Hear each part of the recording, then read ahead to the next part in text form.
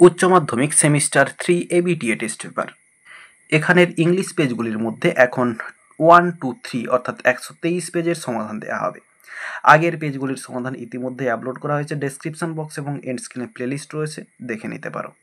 তাহলে চলো এখন 123 পেজের সমাধান আমরা দেখে নেব। শুরুতে প্রোজ পার্ট থেকে এমসিকিউ রয়েছে। She was a young girl walking gracefully and with dignity. Option C answer হবে। How many baskets did the narrator buy from the girl. মেয়েটির কাছ থেকে ন্যারেটর কতগুলি ঝুড়ি কিনেছিলেন? অ্যান্সারটা হচ্ছে অপশন এ 1। এরপর রয়েছে why was the narrator pleased in the story the night train at Deoli. তো গল্পে ন্যারেটর কেন খুশি হয়েছিলেন? অ্যান্সারটা হচ্ছে বিয়ের দাগ হবে for the girl remembered him. মেয়েটি তাকে মনে রেখেছিল বলে। এরপরে the actual intention of the narrator when he left for Dehra earlier than usual was dash. অ্যান্সারটা হবে সিয়ের দাগ to have a glimpse of the girl at Deoli. Deoli স্টেশনে মেয়েটিকে এক ঝলক দেখার জন্য দেরার উদ্দেশ্যে স্বাভাবিক টাইমের আগেই তিনি রওনা দিয়েছিলেন। এরপরে 5-এর দাগে রয়েছে Kalam's mother's forefather was bestowed the title of Bahadur. Bahadur টাইটেলে কালামের মায়ের যে পূর্বপুরুষ তাদের একজনকে বাহাদুর টাইটেল দেওয়া হয়েছিল ব্রিটিশদের দ্বারা। এরপরে the Shiva temple was about 10 minute walk. 10 মিনিটের হাঁটা পথ ছিল তাদের বাড়ি থেকে। এরপরে the sacred water was carried home for the invalids. অসুস্থ যারা থাকতো বাড়িতে তাদের জন্য ওই স্যাক্রেড ওয়াটারটা বয়ে নিয়ে যেত মানুষেরা। এরপরে রয়েছে in which season did the fateful bet take place.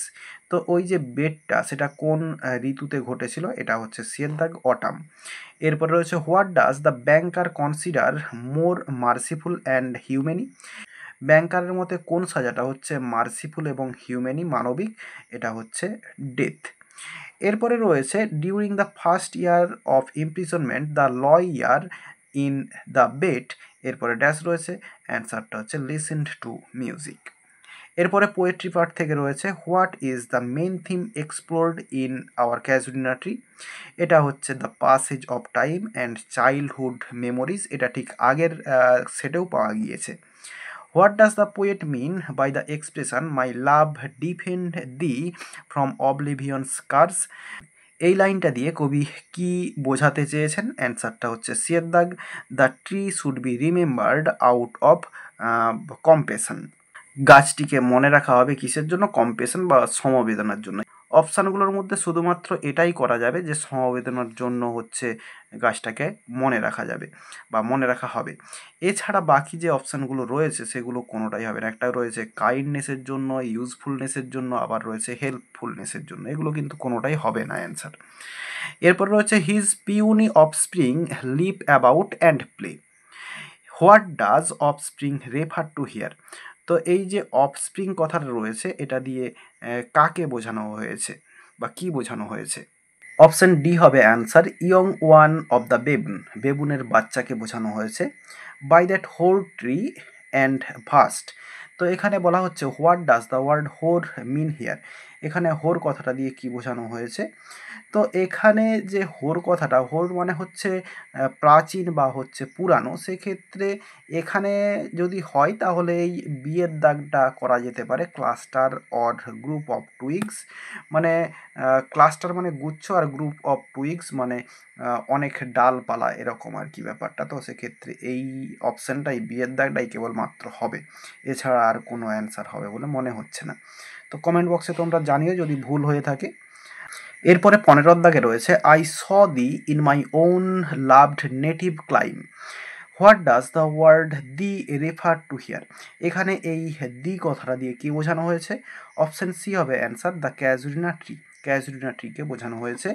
এরপরে রয়েছে Ulysses declares it is disgraceful to dash. অ্যান্সারটা হচ্ছে to store and hoard sitting safely in one place just to extend his life. এরপরে রয়েছে Achilles was A hero of the Trojan war. বিয়ের দাগ answer হবে। এরপর রয়েছে according to Ulysses the newer world may include. ডিয়ের দাগ হবে অ্যান্সার দ্য হ্যাপি আইলস, যেখানে গেলে এই অ্যাকিলিসের সঙ্গে দেখা হতে পারে তাদের। এরপরে রয়েছে the Greek mythological character mentioned in the poem Ulysses is Achilles. Option D answer. এরপর রয়েছে he works his work I mine, here he refers to Telemachus, ইউলিসিসের ছেলে। এরপরে ড্রামা পার্ট থেকে এমসিকিউ প্রশ্ন রয়েছে, in Riders to the sea why is Bartley determined to go to the island of Connemara. কনেমোরাতে সে যেতে একেবারে দৃঢ় প্রতিজ্ঞ কেন, ডিটারমাইন্ড মানে স্থির করে নিয়েছে কেন। অ্যান্সারটা, he wants to sell horses at the horse fair, ঘোড়ার যে মেলা সেখানে ঘোড়াগুলোকে বিক্রি করতে। এরপরে রয়েছে the cause of Michael death was dash, অ্যান্সারটা হচ্ছে সিয়ের দাগ, ড্রাউনিং, ডুবে যাওয়ার ফলে। এরপরে রয়েছে what did Maurya buy for coffin, কফিনের জন্য মৌরিয়া কি কিনেছিল, অ্যান্সারটা হচ্ছে option A white boards. What does Maurya bring back with her, অ্যান্সারটা হচ্ছে ব্রেড, রুটিটাকে তার সঙ্গে করে নিয়েই ফিরে এসেছিল, দিতে পারেনি। এরপরে রয়েছে we must be satisfied are the last words of the play, speaker of the above words is dash, অ্যান্সারটা হচ্ছে মৌরিয়া। এরপরে রয়েছে গ্রামার পার্ট, দেখো রয়েছে প্রথমে I found the owner of the tea stall, এটা ভয়েস চেঞ্জ করতে দেওয়া রয়েছে, অ্যান্সারটা হবে option A, the owner of the tea stall was found by me.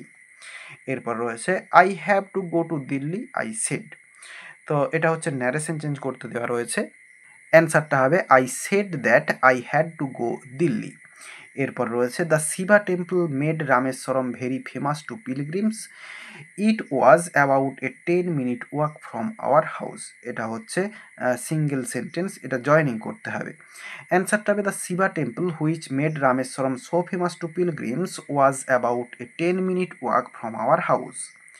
এরপরে 29-এর দাগে স্প্লিটিং করতে দেওয়া রয়েছে, their lives also were written and their letters were printed after their deaths, এখানে স্প্লিটিং করলে সি এর দাগ অ্যান্সার হবে their lives were written their letters were printed after their deaths. এরপর রয়েছে 30-এর দাগ, এখানে হচ্ছে tick the correct one among the following sentence, এখানে ঠিক যে সেন্টেন্সটা সেটা হচ্ছে বি এর দাগ, it was a cold morning and the girl had a shawl thrown across her shoulders, তো এখানে এই অ্যাক্রস যে প্রিপোজিশনটা রয়েছে বাকিগুলোতে ভুল রয়েছে, এখানে অন রয়েছে, তারপর একটাতে ওভার রয়েছে, তারপর একটাতে বিহাইন্ড রয়েছে, তো এই জায়গাটাতেই ভুল। এরপর একটি আনসিন রয়েছে, আনসিনের মানেটা তোমরা পড়ে নিও, বলছি না আর, তবে কোশ্চেনের অ্যান্সারগুলো যেখানে যেখানে রয়েছে কোশ্চেন অনুযায়ী আমি দাগ দিয়ে রেখেছি। তো কোশ্চেনের অ্যান্সারগুলো দেখে নাও। প্রথমে 31-এ রয়েছে the second earthquake zone runs down the dash, অ্যান্সারটা সি এর দাগ, west coast of South America.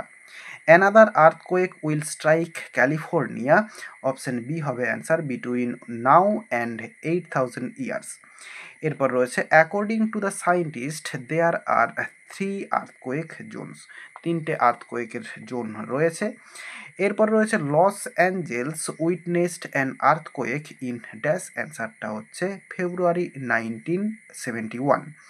এরপরে 35-এর দাগ রয়েছে the word fault means a crack in the earth's crust allowing blocks of rock to move. এরপর রয়েছে the first earthquake zone ends somewhere in Caribbean sea. এরপর রয়েছে the word evacuate means clear, মানে স্থানান্তরিত করে দেওয়া, মানে জায়গাটাকে খালি করে দেওয়া আর কি।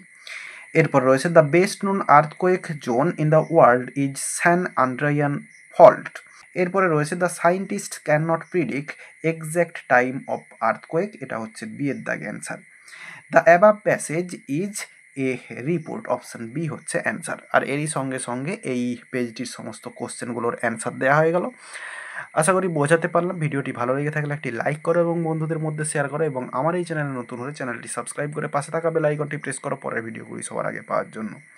এই ভিডিওতে এতটাই, দেখাবে নেক্সট ভিডিওতে। ভালো থাকো সবাই, ধন্যবাদ।